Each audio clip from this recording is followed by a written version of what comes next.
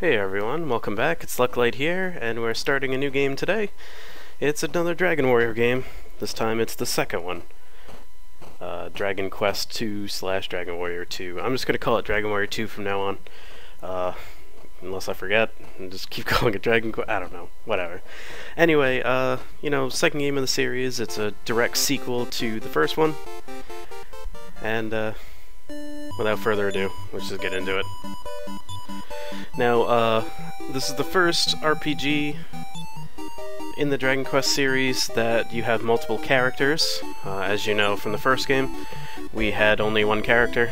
Now we're going to have multiple, and we're going to have a max of 3. And those 3 characters are going to be named automatically based on what my name is, so luck. I couldn't tell you what they're going to be. We'll find out when we run into them. So here we go. Many years ago, a young warrior who was in the line of the great Erdrick came to Alefgard and defeated the dreaded Dragon Lord, restoring peace in the land. For many generations, the descendants of the warrior ruled Alefgard and surrounding lands, including the kingdom of Moonbrooke across the eastern sea from Alefgard. So yeah, it's the same world. It's just 4 times as large. I think that's what they said back in the day. And, you can get a boat, and you can eventually go back to Alefgard, but I don't think it matters.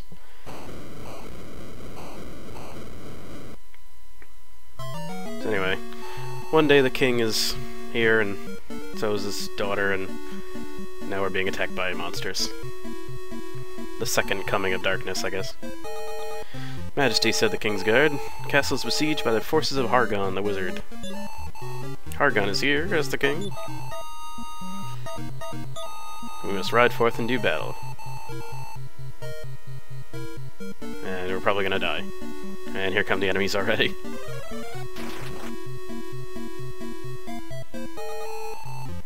Hargon should not rule unopposed.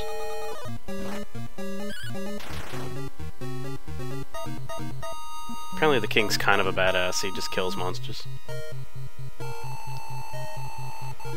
Whatever happens to me, thou must be strong. Hurry. I must go warn my cousin, the king of Middenhall. Later. Father, this monster just appeared right in front of me.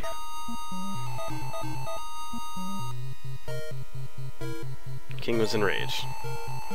Touch her and thou shalt not survive this day. Well, I thought the monster was just gonna fight anyway.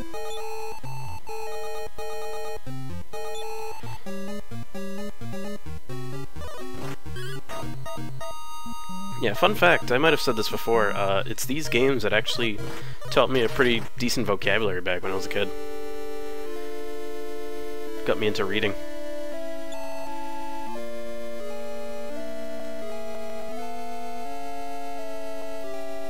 Alright, so not looking good. Luckily that one soldier was standing there, listening to the whole thing.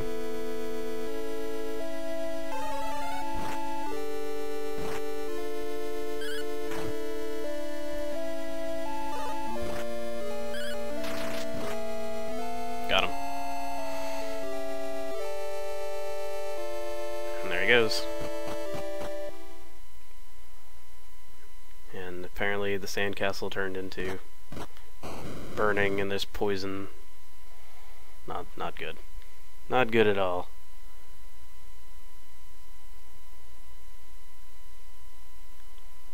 Luckily this one brave guard.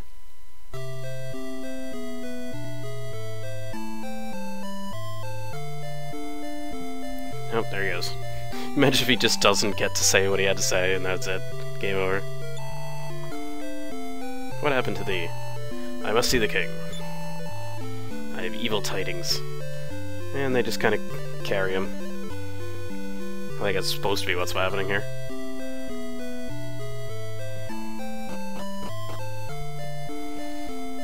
And see that bozo sitting there on the right? That's apparently me. It's already centered on me. Army of Hargon the Sorcerer has sacked Moonbrooke Castle from whence I came. Unless a monarch as great as thyself stands against him. And then he just disappears.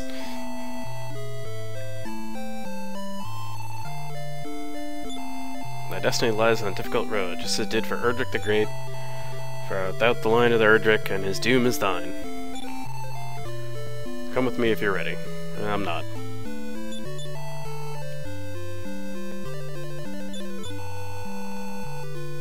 By land and sea and air will thy path lead, and in places I cannot see. Yeah, sure, buddy. Now I can just go downstairs without hitting a stairs command. That's good. Open the chest. Now listen closely. Seek out worthy companions along thy road. In Canik and Moonbrooke, there are those who are also of Erdrick's line. Alright, so... there you go. There's the story. Copper sword and 50 gold.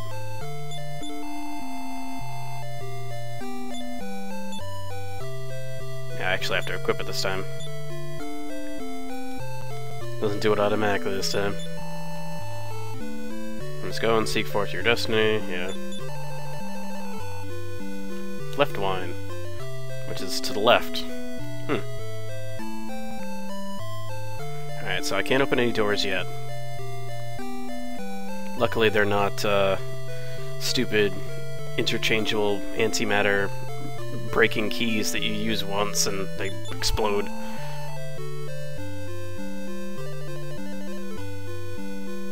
And this guy teaches you about warp gates. Actually, they call them travel doors. You know, I used to call warp gates in other games travel doors at first, until I was like, you know, it's kind of a dumb name, but now hearing travel door again, I'm just like, yeah, cool.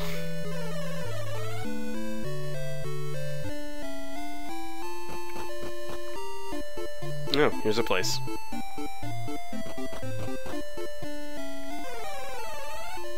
I remember in the instruction manual for this game, it actually says, like, don't worry, your TV's not freaking out, it's just you going through the travel door. I was like, aw.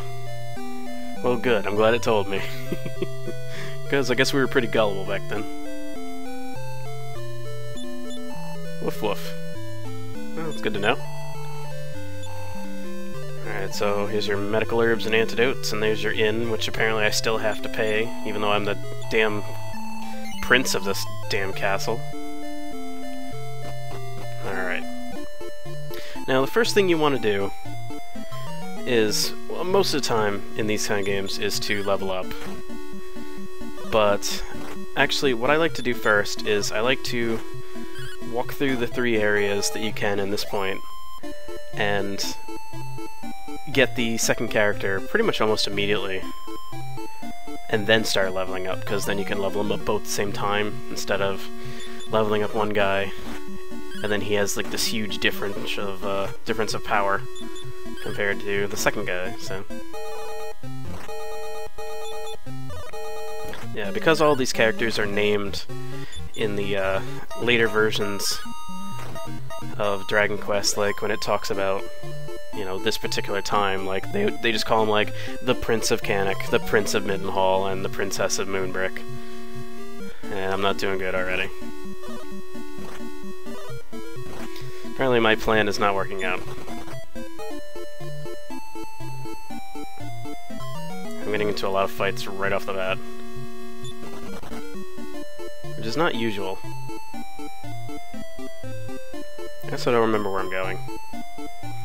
Like, I know left wine's around here somewhere, but I don't remember exactly where it is. So let me let me stick back here for a little bit.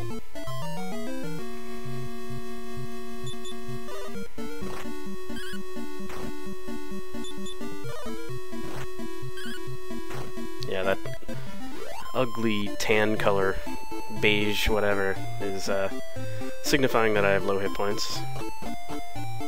In later games, it turns more of a greenish color. Like, green is kind of uh-oh. And then red, like a pinkish red, is like when you're got a character dead. Wow, I didn't even get outside before enemy start attacking.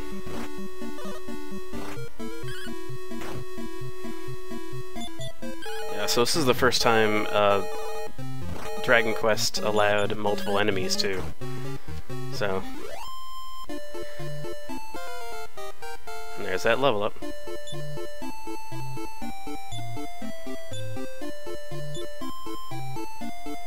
so this first character does not gain any magic points, unfortunately. It's the second character and the third character that will. Your characters are actually pretty well balanced in terms of power and magic. Like, the princess is the magic user, you're the, the big buff guy, and the Prince of Canik, the second character, is kind of a mix of the two. Like, some magic, some strength. Kind of jack of all trades, but master of none kind of deal. Alright, I think it's just past these mountains. I admit the world of Dragon Warrior 2 eludes me. Like, I have the third game pretty much memorized in terms of where things are, and the first one I'm pretty good about too, but this one just kind of skipped my brain cells.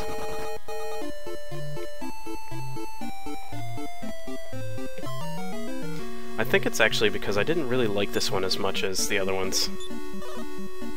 And there's no real reason now, like, I could come back to it now and be just fine, which is exactly what I'm doing. But I guess as a kid, this one was the one that was like, nah, I don't want to play it.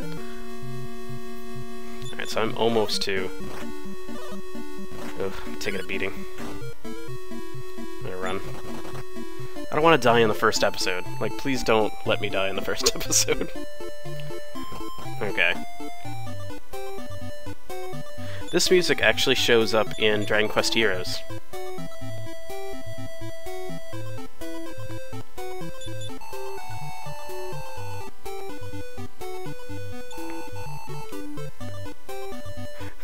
See, she isn't saying my name. She's just saying luck be. She's actually saying luck be with me. I'm like, me be with me? What? Northward lies the castle of Canik, which is our destination. Oh yeah, I know. I know it was because I saw the prologue with like everybody else. All right, so we got a weapon seller. So I could buy better than the copper sword if I make some money. Chain sickles and chainmail. Shields. So that's an item guy. So there's really nothing here other than, hey, Canik's North. And, general RPG knowledge. Look for the monolith by the inland sea west of this place. So by that route alone you shall reach Moonbrooke. Okay. So I can heal up, and then I'll head north to the town of Canik. Yeah, I think the first kind of quest here is getting the Prince of Canik, and he does that thing where, like, you get to a place and he's not there, you have to chase him down between the three areas here. Alright, where's that castle? 3 iron ants.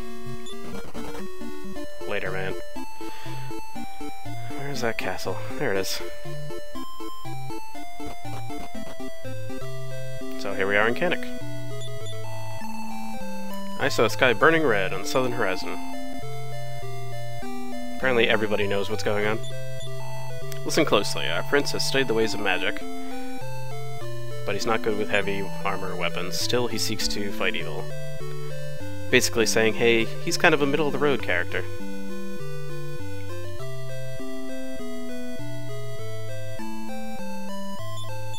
If thou would speak to the prisoners, do so through the barred doors. That's if they ever walk up to the barred doors. Maybe I'll do that later.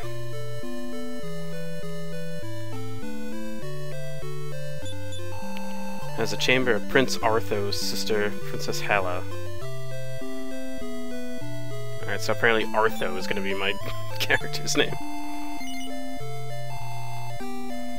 My brother's gone searching for the Spring of Bravery, but he travels slowly.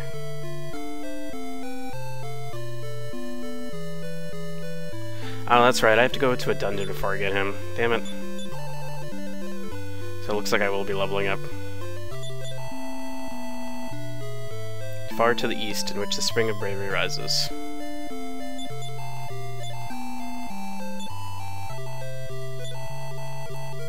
Yeah, go find my son. that we should continue? Yeah, of course. Okay, so, on the next episode, we're going to continue our quest to find the Prince of Canek, who's apparently named Artho. It's a ridiculous name. I think I am gonna gain a couple levels in between, because it looks like I do have to go to the Spring of Bravery and stuff, and that might take a little bit of extra power to get there.